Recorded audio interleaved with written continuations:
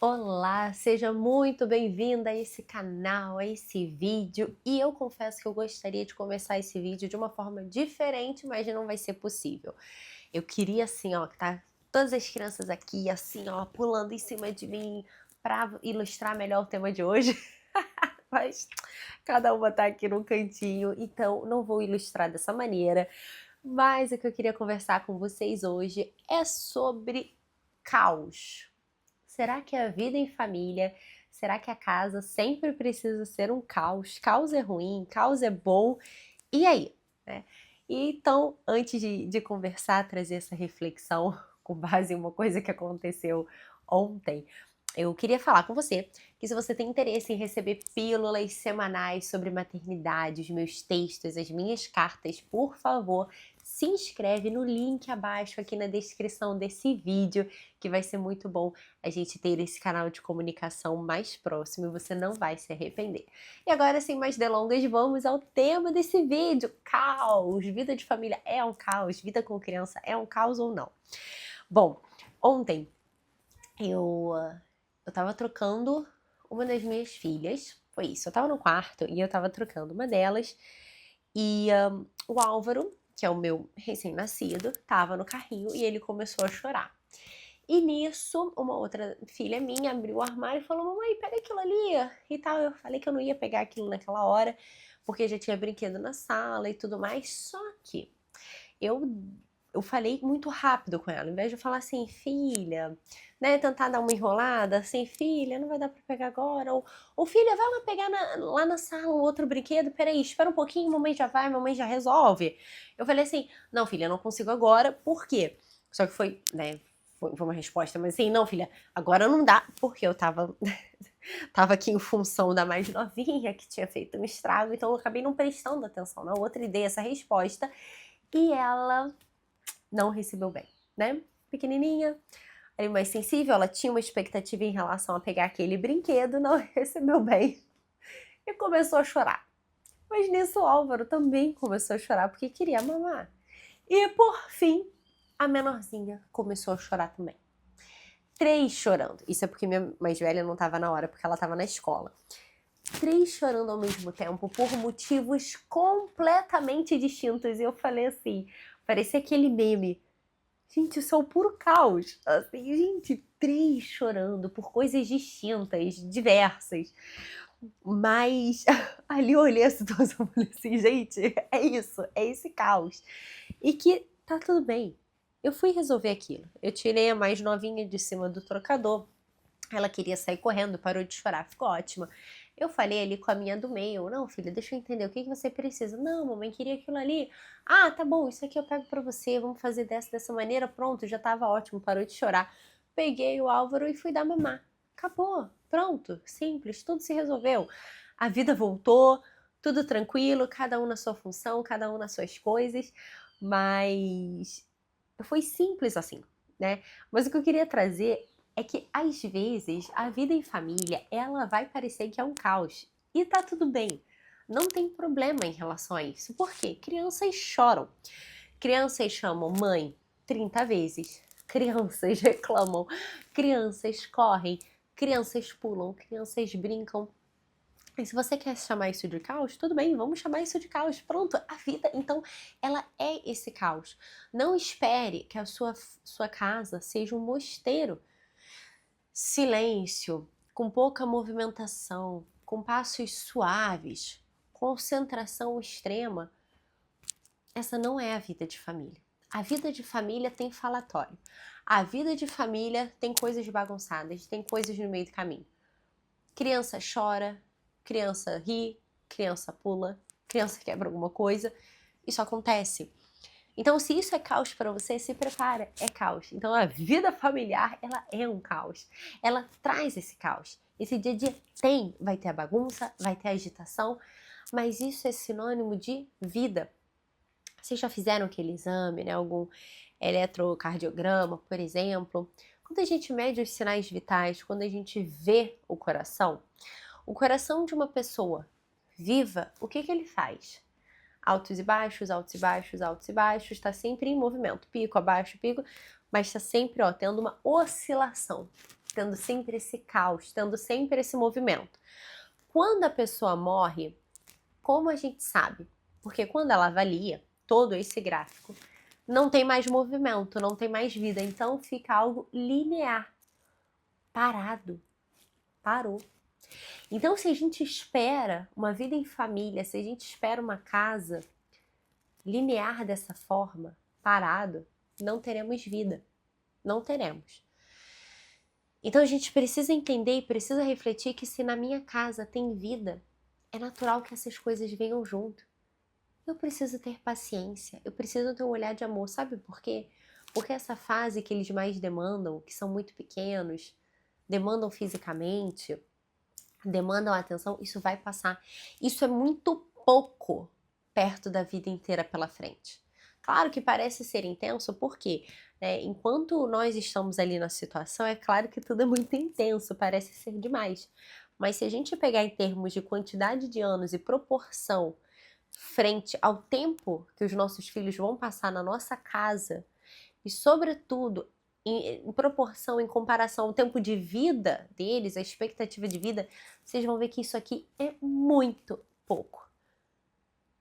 E se você não souber lidar com amor, não souber lidar com paciência, não souber aproveitar, pode correr seriamente o risco de você ver seus filhos crescendo num piscar de olhos e se arrepender.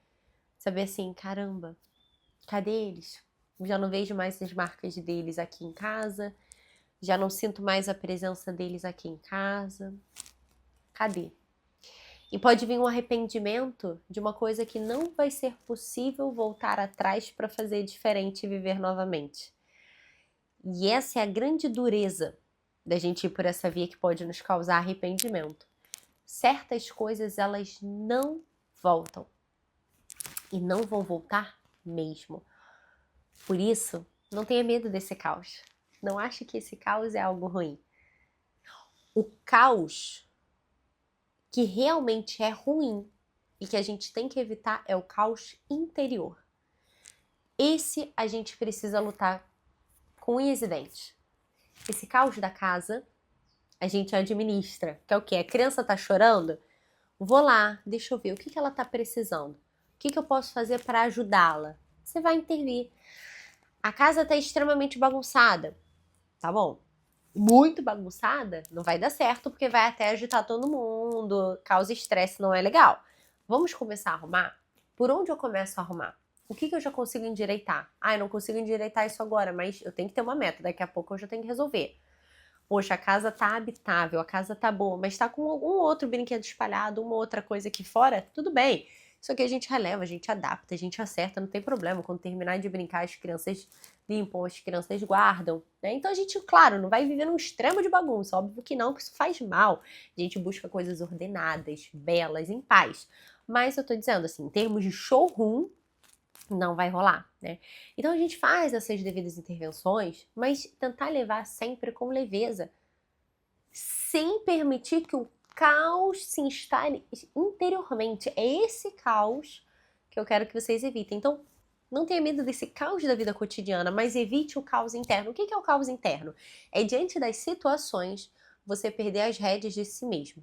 Você começar a se sentir muito irritada e querer descontar essa irritabilidade no marido, nos filhos, né? Se sentir tão desordenada que perdeu o controle das coisas, não tá conseguindo cumprir prazos, os horários, tá sem rotina, tá tudo muito bagunçado, tá se deixando levar pela preguiça, se deixando levar por uma gula, se deixando levar por uma desordem de fato, por uma inveja. Essas coisas é que você não tem que deixar se instalar. Isso é um caos ruim. Isso é o caos que prejudica, é o caos que te rouba a paz interior. A paz interior. E isso é algo que nada nem ninguém pode roubar. Então, ainda que a vida em família, a vida fora esteja tudo muito agitado, se eu busco essa paz interior, se eu busco essa estabilidade de olhar as coisas com um olhar positivo, um olhar resolutivo, com esperança, com serenidade, com amor, tudo irá muito bem, porque eu vou conservar minha paz interior e esse caos não vai se instaurar. E eu vou conseguir lidar com as coisas que se apresentam de uma forma muito mais leve, assertiva e oportuna. Então, quando a gente fala de caos, não tenha medo do caos, que na verdade não é nenhum caos, é só um movimento.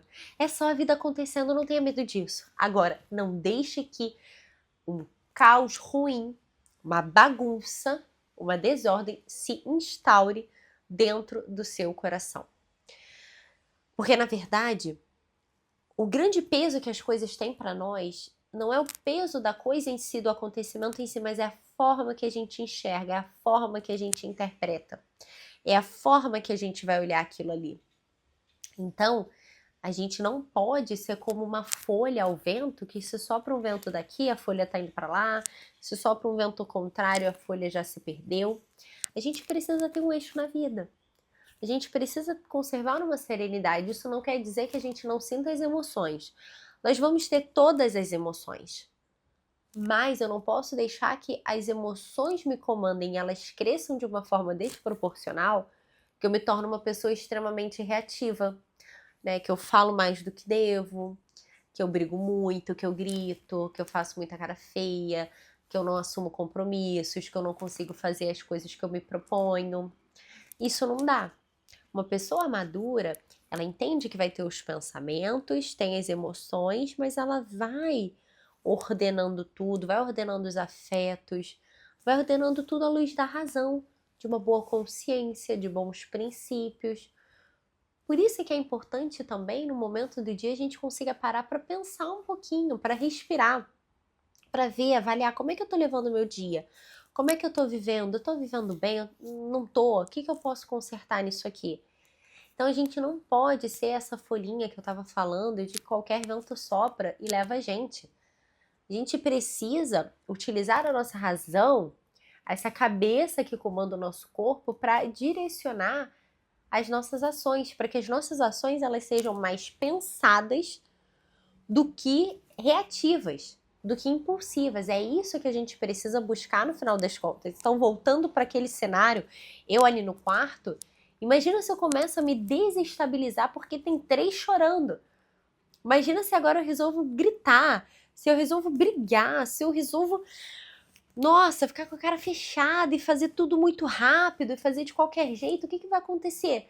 Eu vou instaurar um caos péssimo, que é aquele caos interior que me desestabiliza e desestrutura todos que estão à minha volta e torna o ambiente mais pesado, torna o ambiente ruim. Eu não posso ter esse nível de volatilidade do que acontecer ser capaz de me não só influenciar, mas de me determinar 100%. Eu não posso dar o poder para as situações externas assim. Eu preciso conservar um eixo, eu preciso conservar uma estabilidade. Ou seja, posso até ficar um pouquinho angustiada, um pouquinho nervosa, porque tem muito barulho, tem muita informação, mas eu sou capaz de, olha, deixa eu controlar aqui meus afetos, deixa eu respirar e pensar o que precisa ser feito, qual é a intervenção, como eu posso cuidar disso? E é uma resposta pensada, uma resposta de presença, uma resposta de amor. E no final das contas, é isso que dá certo. E eu te garanto, quando a gente olha as coisas dessa forma, tudo se torna muito mais leve e tudo se resolve de uma forma muito mais simples. E se você gostou disso que eu acabei de compartilhar, me conta aqui nos comentários. Me conta, inclusive, se tem alguma situação mais difícil que está tendo dificuldade de lidar, que vai ser um prazer te ajudar. E aproveita e dá uma olhadinha nesse vídeo, que eu tenho certeza que você vai gostar também. Um beijo e até a próxima!